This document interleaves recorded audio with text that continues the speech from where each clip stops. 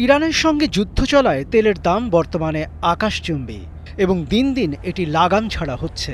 ফলে বিমান সংস্থাগুলোর জ্বালানি খরচ অনেক বেড়ে যাচ্ছে। এই বাড়তি খরচের বোঝা শেষ পর্যন্ত বিশ্বজুড়ে সাধারণ ভ্রমণকারীদের পকেটেই আঘাত করতে পারে।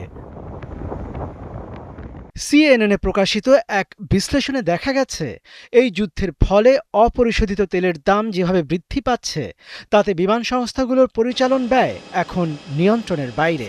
এই পরিস্থিতির সবচেয়ে বড় ভুক্তভোগী হতে যাচ্ছেন সাধারণ যাত্রীরা। একদিকে আকাশ ছোঁয়া টিকিটের দাম, অন্যদিকে হাজার হাজার ফ্লাইট বাতিলের ফলে টিকিট প্রাপ্তিতে চরম ভোগান্তি। সব মিলিয়ে বিশ্বজুড়ে আকাশপথের যাত্রীরা এক ভয়ঙ্কর সংকটের মুখে দাঁড়িয়ে আছেন। এই যুদ্ধের প্রভাব শুধু তেলের দামেই সীমাবদ্ধ নেই, এটি বিমান চলাচলেও বড় ধরনের বিঘ্ন ঘটিয়েছে।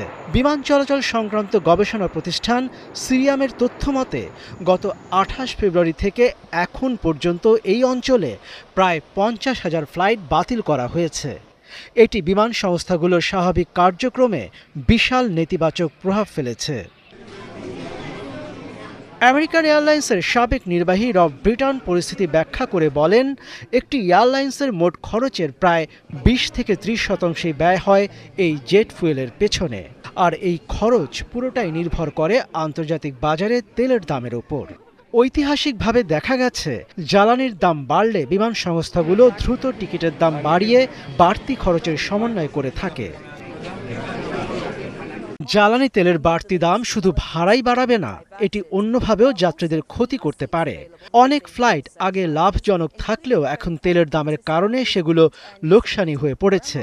ফলে বিমান সংস্থাগুলো এখন অনেক রুটে তাদের ফ্লাইট বন্ধ করে দেওয়ার কথা ভাবছে।